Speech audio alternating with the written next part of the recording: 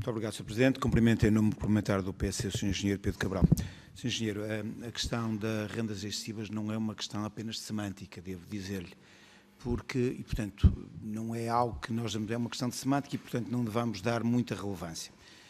Nós não nos revemos nessa posição, porquanto a existência de rendas excessivas significa que há benefícios indevidos. E do ponto de vista jurídico, é completamente diferente haverem rendas excessivas ou não haver rendas excessivas. Politicamente pode ser irrelevante, mas juridicamente não é.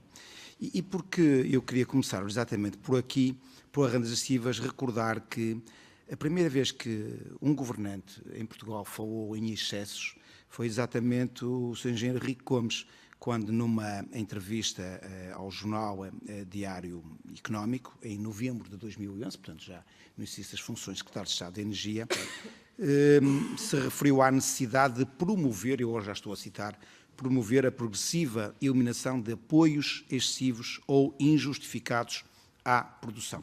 De certa forma, o Sr. Engenheiro Rico Gomes, além de mais, numa audição que aqui fizemos, na anterior audição com o Sr. Engenheiro Rico Gomes, ele próprio assume a paternidade desta designação de rendas excessivas, e é bom notar que é numa comunicação do dia 9 de dezembro de 2011, numa comunicação à Troika, que o Governo refere expressamente a existência de rendas excessivas no setor elétrico, ou seja, no memorando de entendimento, versão original, ele não constava. E por isso, por ser aqui exatamente neste momento que se fala em rendas excessivas e que para nós não é irrelevante do ponto de vista jurídico, e também aqui esta Comissão tem essa missão, eu pergunto-lhe em que é que se baseou, do seu ponto de vista, o que é que será baseado o Engenheiro Rico Gomes para dizer que havia rendas excessivas? Muito obrigado, Sr. Deputado. Eu há pouco, quando falei numa questão de semântica, não estava a desvalorizar a importância do conceito que eu aqui tentei explicar. Foi precisamente para dar relevo ao significado do conceito que eu aqui tentei explicar. Porque eu percebi, como há pouco disse, quando enderecei este assunto, que tem havido aqui algum desconforto por parte de algumas pessoas que têm sido aqui inquiridas em utilizar este termo. O Sr. Deputado, inclusivamente, acabou também de demonstrar alguns aspectos sensíveis, nomeadamente do ponto de vista jurídico, quando se fala em rendas excessivas. E, portanto, o objetivo não é desvalorizar o conceito. O meu objetivo era exatamente o oposto. Era, de uma forma transparente e aliando-nos um bocadinho dessas sensibilidades, desses preconceitos até que se criou relativamente ao termo, percebermos o que é que está por trás do conceito de rendas excessivas. Eu sugeri outra, em alternativa, a designação, rentabilidades ou remunerações ineficientes. É como lhe quiser chamar. O conceito é o mesmo. Como eu aqui expliquei, é a diferença entre a rentabilidade efetiva e a remuneração eficiente dada pelo custo de capital. Pronto. Isto para clarificar que eu não estou a desvalorizar, pelo contrário.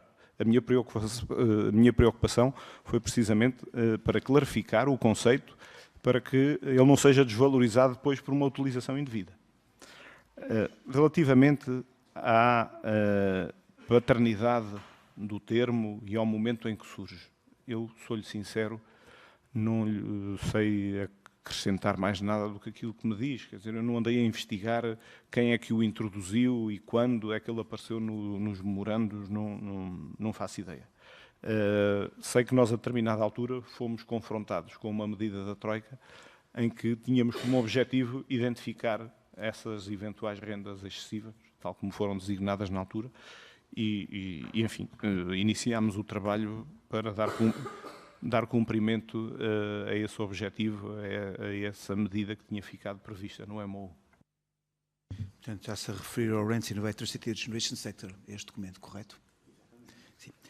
Sr. Engenheiro, mas este documento, devo dizer que é de janeiro de 2012 e que, portanto, a expressão rendas excessivas acontece numa comunicação de dezembro de 2011, o que significa que a expressão é utilizada muito antes da elaboração deste documento. Por isso é que eu lhe fiz a pergunta se eventualmente existiria outro estudo que pudesse sustentar da parte do engenheiro Henrique Gomes, então secretário de Estado da Energia, a existência de rendas excessivas, já que este foi posterior a essa expressão e a essa comunicação com a Troika. Eu, Sr. Deputado, como lhe disse, eu não estive a rever, não fui revisitar as diferentes versões dos memorandos de entendimento.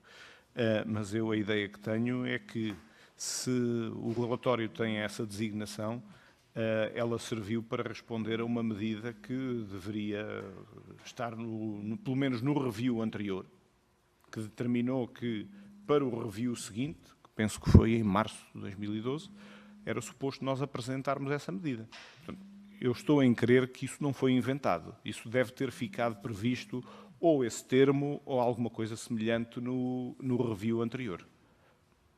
É a percepção que eu tenho. Quer dizer, não posso garantir aqui a pé juntos, mas é o que neste momento resulta dizer. Eu, como não fui ver o review anterior, vou admitir que possa ser essa a resposta. Eu também não, confesso. Muito bem, Sr. Engenheiro. Bom, a verdade é que o engenheiro Henrique Gomes, naturalmente, queria, e isso é reconhecido, estava determinado a acabar com eventuais possíveis privilégios do setor eletroprodutor. E isso era público e era manifesto, e essa intenção era conhecida. No entanto, o engenheiro Henrique Gomes acabou por sair do governo e entrou o Dr. Artur Trindade, e na qual continuou também o seu engenheiro como integrando o seu gabinete de apoio. E a pergunta que eu aqui lhe gostaria de colocar era o seguinte, era se durante o mandato do Dr. Artur Trindade, se porventura existiu uma menor determinação para cortar, digo eu, esta expressão que eu estou a usar, nesses eventuais privilégios que haviam da parte do setor produtor. Se sentiu que havia menor determinação entre o Dr. Artur Trindade, ou seja, essa determinação era menor quando comparada com aquela que viveu nos tempos em que esteve a acompanhar o engenheiro Henrique Gomes. Sr. Deputado, a resposta é não. Não senti uma redução, uma menor de determinação por parte do Dr. Artur Trindade. Digamos, tínhamos um mandato que era desenvolver aquele processo de negociações, e eu reconheço nele todo o empenho, em todos os momentos de que me recordo, para alcançar o melhor resultado possível. Portanto, No entanto, Sr. Engenheiro, era evidente que as abordagens foram diferentes.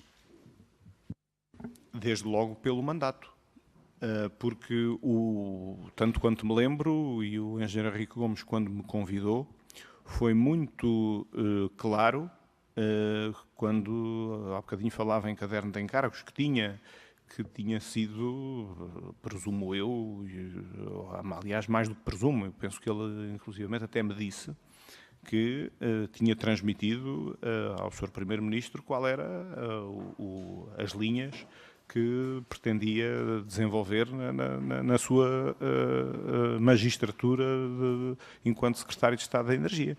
E, portanto, foi isso que ele me transmitiu, e o que eu posso dizer é que o mandato, naquele momento, era muito mais estabelecido, muito mais bem estabelecido, do que com, eventualmente, o engenheiro Henrique Gomes. Muito obrigado, Sr. Engenheiro. Bom, a verdade é que foi exatamente no governo cujo gabinete de apoio integrou que pela primeira vez se operou uma redução de custos. Vale a pena aqui recordar que durante esse período foram adotados um conjunto de medidas, e eu vou usar a expressão redução de custos, porque aliás foi aquela mesmo que apareceu naquele gráfico que nos apresentou há um bocadinho, em que fala de redução de custos, e nós podemos aqui, entre várias medidas, contabilizar qualquer coisa como uma quantia superior a 3 mil milhões de euros, e que advém de várias medidas, desde logo a revisão do regime tarifário de apoio à produção de energia em cogeração, num montante estimado de redução de 996 milhões de euros. Eu sei que me dirá que são 700 milhões, mas isso é 2012, porque em 2015, numa revisão, dá 900. revisão do mecanismo de garantia de potência na ordem dos 443 milhões de euros, a revisão do regime de apoios à produção através de mini-hídricas, e aqui estamos a falar de um valor de 285 milhões de euros, depois a extensão dos prazos e criação de uma contribuição voluntária de empresas eletroprodutoras, estamos aqui a falar em algo como entre 100 a 250 milhões de euros, a alteração da taxa de capitalização da parcela fixa dos Comec, algo avaliado em 205 milhões de euros, a revisão da remuneração dos terrenos hídricos, com uma redução na ordem dos 106 milhões de euros, o equilíbrio, o mecanismo com o BEC, ou seja, o equilíbrio dos mercados, com uma redução na ordem dos 200 a 500 milhões de euros, eliminação da destruição dos mercados provocada por medidas fiscais introduzidas em Espanha, portanto, e a correção dessas destruções através de um despacho que incidiu sobre os serviços de sistema e, portanto, permitiu uma redução entre 300 a 350 milhões de euros. Bom, mas o que eu aqui gostaria de apontar e de detalhar melhor era uma dessas duas medidas. Nós já aqui falámos, uma delas tinha a ver exatamente com a revisão do regime tarifário de apoio à produção de energia em cogeneração, com os tais 996 milhões.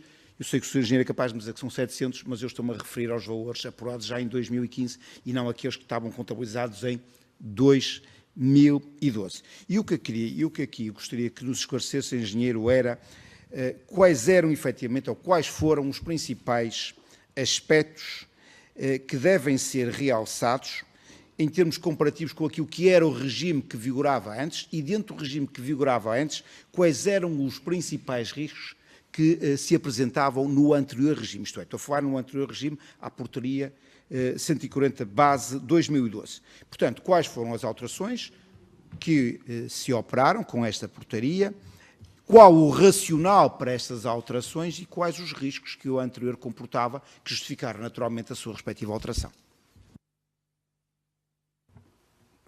Muito obrigado, Sr. Deputado. Eu, se calhar, vou aproveitar e vou-me suportar na apresentação que aqui tenho para tentar responder às questões que me colocou, em concreto, cogeração e garantia de potência. É isso, não é? Não, cogeração. Só cogeração?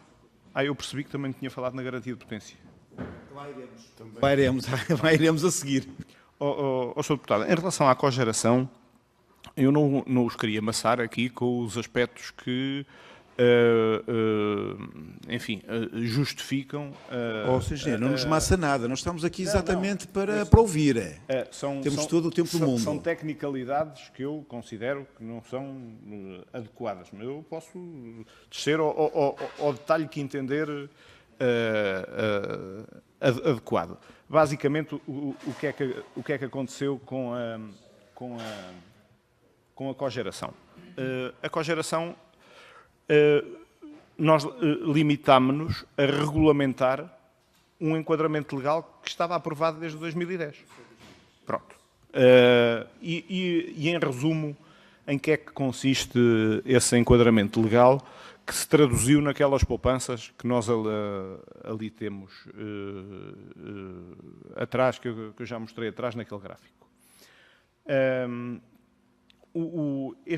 Este novo regime tem aqui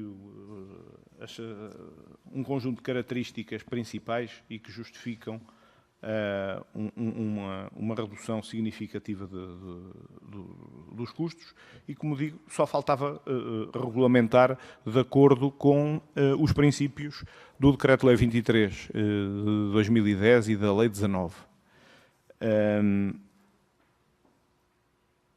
O regime prevê a possibilidade de as centrais novas e as existentes serem licenciadas ao abrigo de um regime geral, isto é, sem tarifa. Isso era uma coisa que não existia e que este enquadramento legal criou. Por outro lado, no regime de tarifa bonificada foram introduzidas também alterações que levaram a uma redução daquilo que se chama a tarifa de referência e depois das outras componentes que compõem a remuneração e que já podemos ver mais adiante. E há aqui um aspecto também muito importante, que é a forma como este regime se passou a aplicar.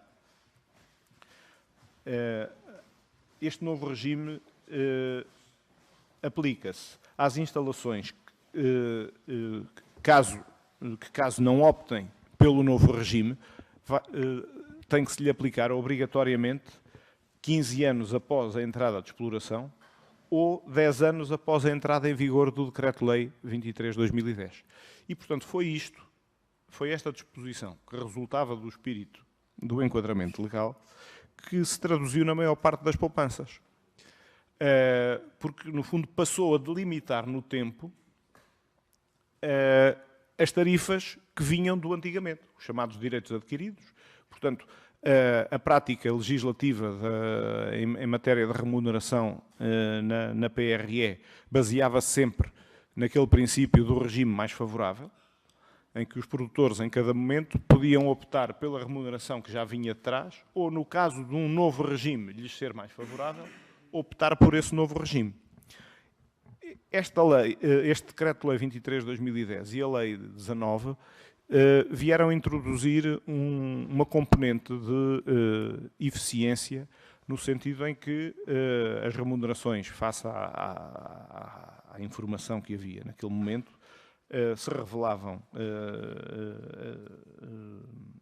excessivas e, portanto, introduziu esta componente de delimitar no tempo estes direitos de opção pelo regime mais favorável, a um período de 15 anos após a entrada de exploração ou, no caso de ocorrer primeiro, 10 anos após a entrada em vigor desta legislação, ou seja, em 2020. E é este aspecto que resulta na maior parte daquela poupança. Por isso é que eu lhe estava a dizer que o que faltava era regulamentar a legislação de maneira a dar cumprimento a este espírito que já estava estabelecido. Sim, Sr. Engenheiro, diga-me uma coisa, isso não estava tão bem anteriormente, o anterior regime também não fazia depender da cotação de preços de combustíveis fósseis? E com o atual regime eu posso dizer então que essa dependência tinha sido reduzida? Sr. Deputado, mas isso tem a ver com o que eu estava a dizer. Porque é que a tarifa é mais baixa neste regime? Precisamente porque passou a ser estabelecida com base num racional de eficiência. Eu há bocadinho, quando dizia que a remuneração do regime anterior era excessiva, porque há uma componente, a remuneração da produção em regime especial, e, portanto, já estamos a entrar no detalhe que o Sr. Deputado queria, e eu faço com a maior das boas vontades. A remuneração da produção em regime especial em Portugal, não é só na cogeração, é de uma forma geral, é baseada no conceito dos custos evitados. Podia ser, há outras práticas pelo mundo fora. No nosso caso, é baseado neste princípio dos custos evitados.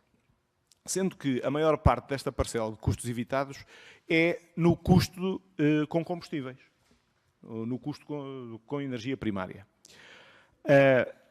O que se fez nesta portaria foi alterar o referencial para o estabelecimento do custo evitado em combustível. E porquê?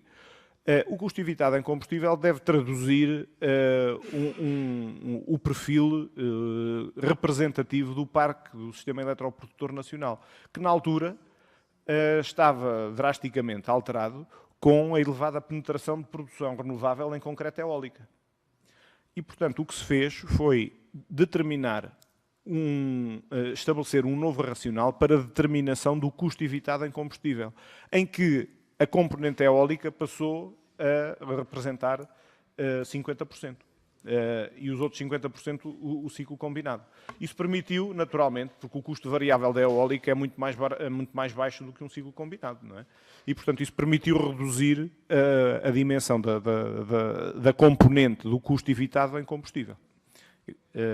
Portanto, a aplicação deste novo regime, como eu dizia, tarifário, conjugado com esta delimitação no tempo que eu estava a referir, aos 15 anos após a entrada em exploração ou 10 anos após a entrada em vigor da legislação, conjugando estes dois aspectos, naturalmente resultam naquela redução de custos que eu mostrei anteriormente. Muito bem, então temos tarifas mais baixas e menos ou mais desindexadas ao petróleo Brent. Muito bem. Foi feito algum estudo por parte da ERSE relativamente a esta medida, Sr. Engenheiro? Se a ERSE chegou a elaborar algum estudo sobre esta medida? Sr. Deputado, não me recordo. Sinceramente, nós na altura pedimos certamente parecer a diversas entidades e assumo que se tenha pedido nós também não conhecemos, por isso é que fiz a pergunta. Mas não lhe posso precisar neste momento. Ou seja, nós também não conhecemos esse estudo, por isso é que lhe fiz essa pergunta. Não o conhecemos, mas podia eventualmente ter existido. Garantia de potência. Nós aqui também tivemos um corte na ordem dos 400, ou se quisermos, redução de custos, na ordem dos 443 milhões através de duas portarias, a 139 de 2012 e a portaria 251. Aqui faço-lhe o mesmo pedido, se não és capaz de explicar quais foram as principais alterações relativamente à legislação anteriormente em vigor. Sim, senhor, com todo o gosto. Vamos lá, então. Aqui é a cogeração e julgo que a seguir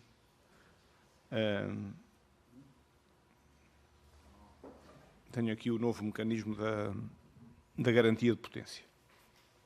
Isto foi também uma apresentação que na altura se preparou, mais específica e que eu aproveitei para me apoiar nesta explicação que eu presumi que fosse de interesse e, portanto, aqui tenho.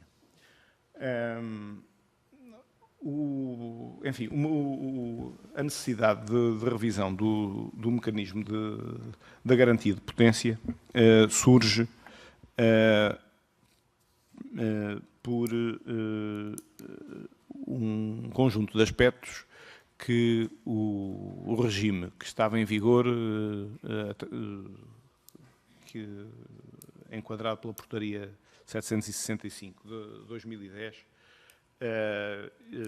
não endereçava de forma adequada, particularmente tendo em conta a conjuntura em que se vivia. Houve vários aspectos que se consideraram e entendeu-se que o mecanismo em vigor, que previa um incentivo também à disponibilidade que não estava regulamentado, devia ser revisto. Havia algumas dificuldades de implementação. Ele baseava-se num índice de cobertura cuja determinação, no nosso entender, não fazia sentido, porque era um índice de cobertura, esse sim, vou utilizar o termo que há bocadinho aqui surgiu, conjuntural, quando estamos a falar de investimentos que têm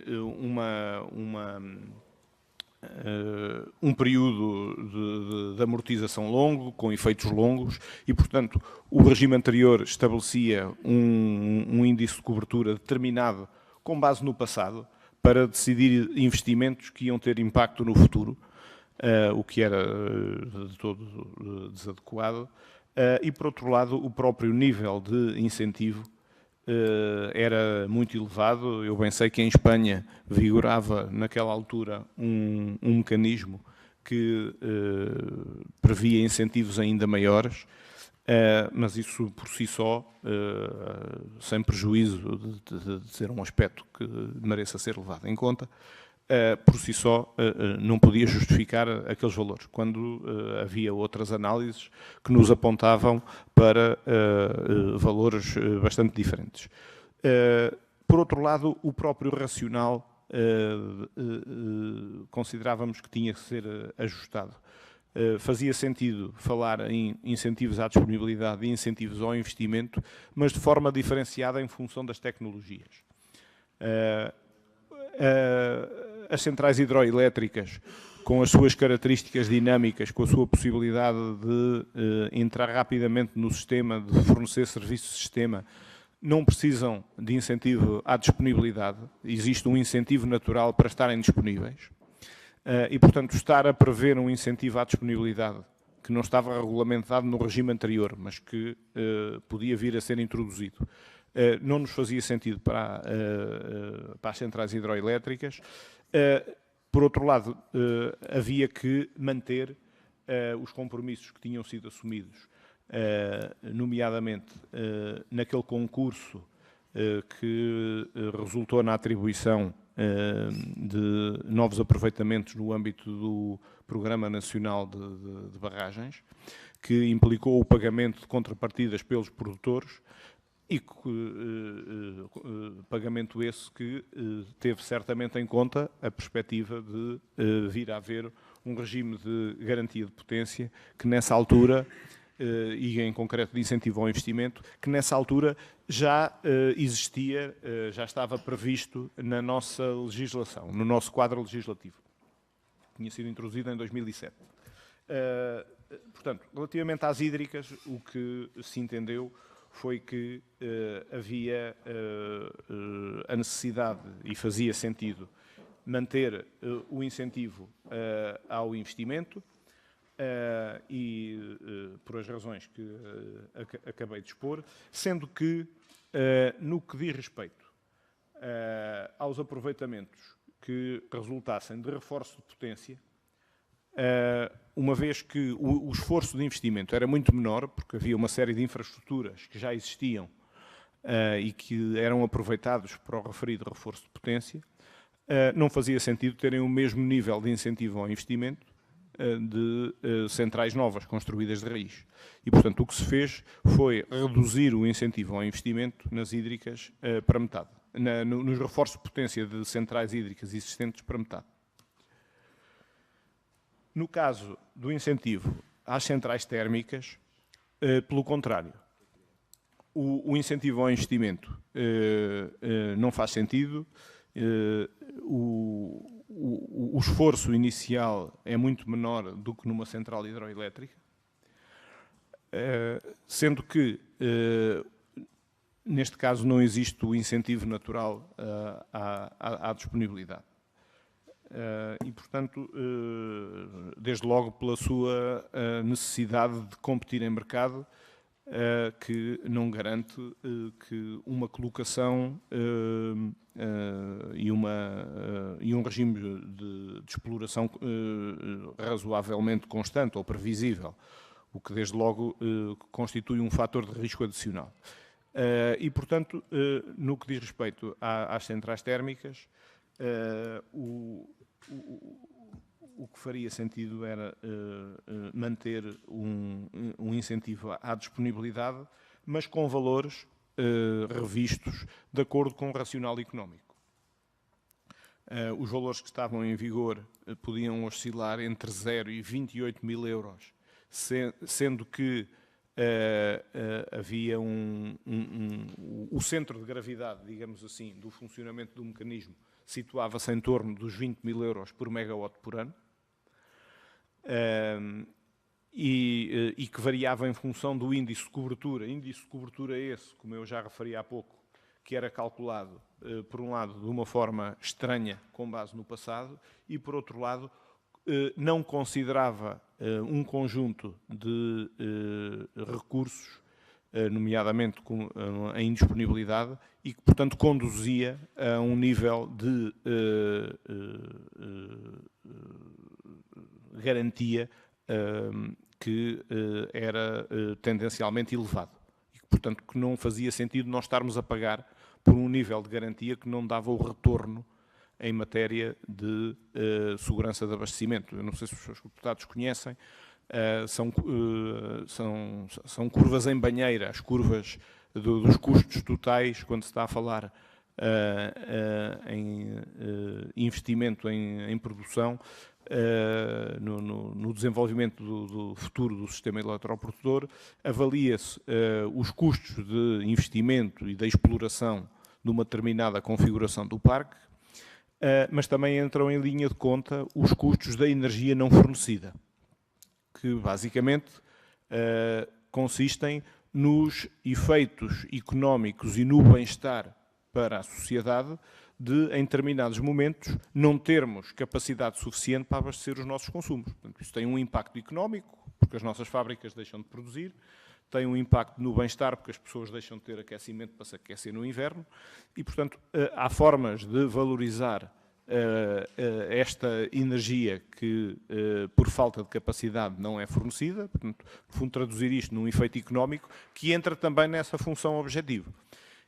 Se nós computarmos isto, em função de diferentes níveis de equipamento do sistema eletroprodutor, chegamos a uma curva em banheira. Sendo que o nível de segurança de abastecimento adequado é aquele que corresponde à parte mais baixa da curva, ou seja, ao custo mínimo. É o melhor compromisso entre investir em nova capacidade, em capacidade adicional, e um determinado nível de valor de energia não fornecida, que virtualmente nunca consegue ser zero, mas que se pode aproximar bastante de zero se nós investirmos desenfreadamente em capacidade. Só que isso depois vai ter um custo do outro lado, do investimento, dos custos ociosos, etc. E, portanto, estas curvas determinam o custo mínimo, que é o melhor compromisso entre investimento e energia não fornecida. E, portanto, das análises que fizemos, o regime anterior conduzia a níveis de equipamento para aqueles níveis de incentivo superiores a este ótimo económico.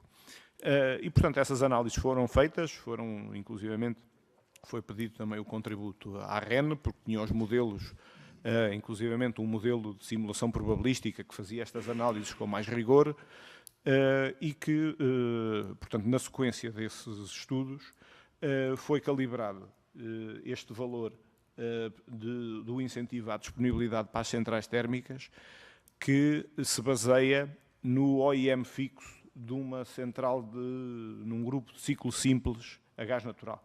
São grupos tipicamente utilizados para situação de ponta ou de emergência, que são grupos que têm um investimento baixo, que têm um OIM fixo relativamente alto, na altura avaliou-se esse valor na ordem dos 6.000 euros por megawatt por ano, e foi esse valor que foi considerado como um incentivo à disponibilidade, que numa lógica semelhante àquela que eu há bocadinho referia de custos evitados.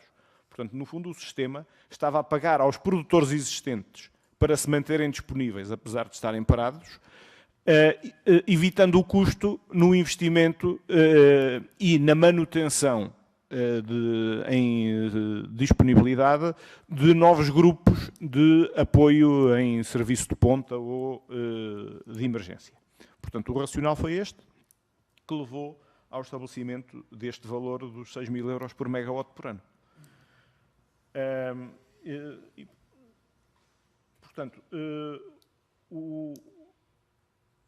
em termos práticos, é isto que aqui está, o resultado foi este.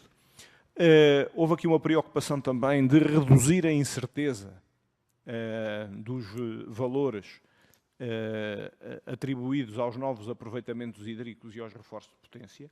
Era uma coisa que estava incerta no regime anterior, que dependia de um índice de cobertura que não estava devidamente estabelecido. O que nós fizemos foi, com os critérios que se consideraram racionais, com o apoio dos modelos da REN, determinar os níveis de segurança de abastecimento adequados para os anos mais próximos e avaliámos qual era o nível de investimento, o nível de incentivo ao investimento no caso das centrais hídricas e de incentivo à disponibilidade no caso das centrais térmicas, permitia assegurar esse nível de segurança de abastecimento adequado nos anos mais próximos e, portanto, em vez de estarmos a deixar a determinação destes valores à evolução futura destes índices, estabelecemos-nos nesta base, utilizando as melhores previsões de que dispunhamos naquele momento para um horizonte de médio e longo prazo. Isto resultou nestes valores.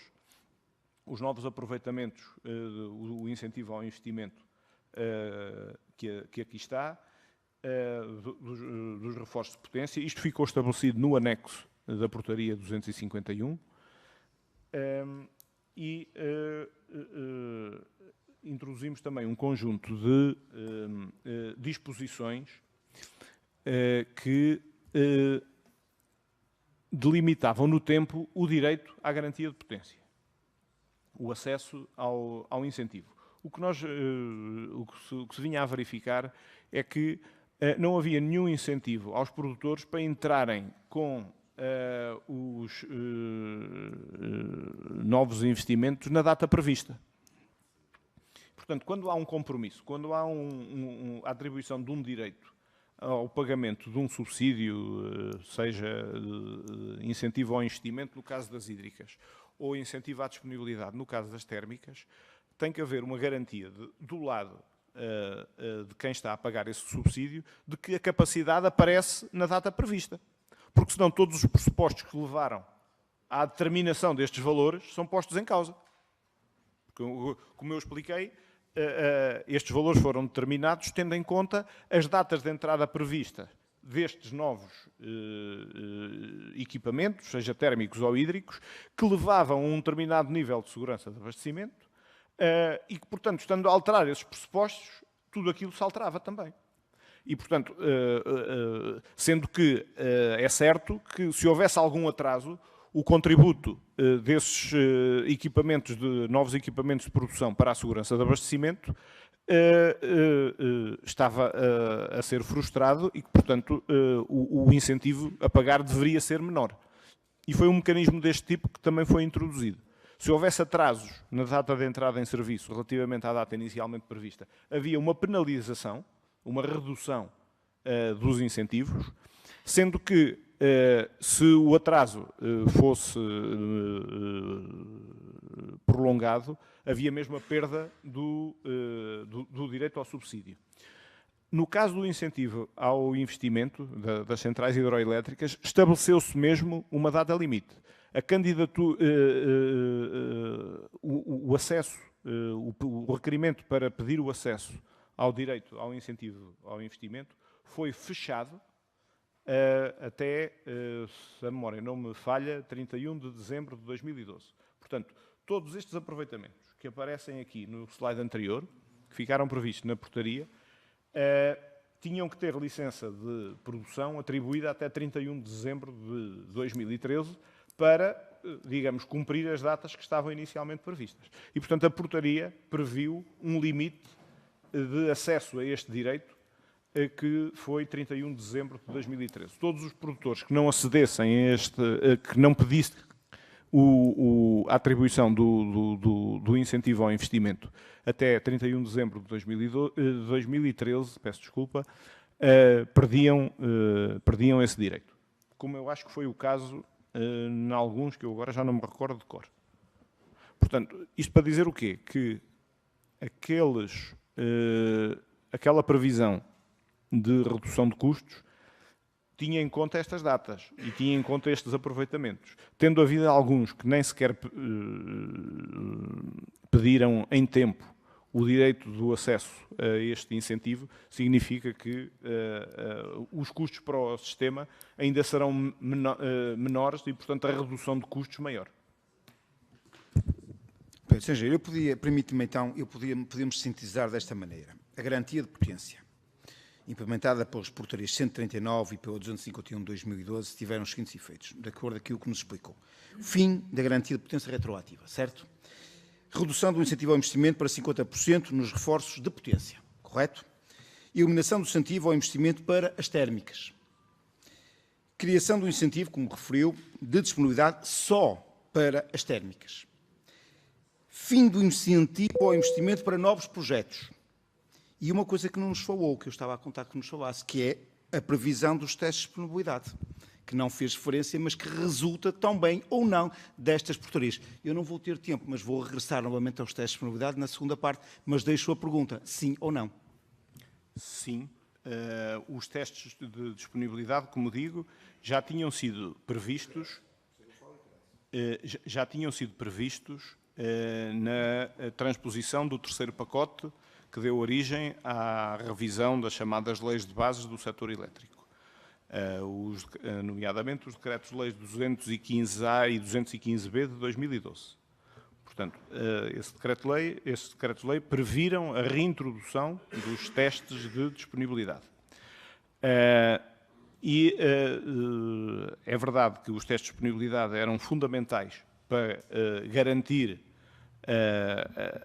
a aplicação deste regime da garantia de potência que foi estabelecido na portaria 251, mas não só, porque o regime dos testes de disponibilidade foi alargado também aos CMEC. Portanto, aquela falta que há bocadinho aqui referíamos de testes de disponibilidade desde 2007 foi colmatada nesta altura.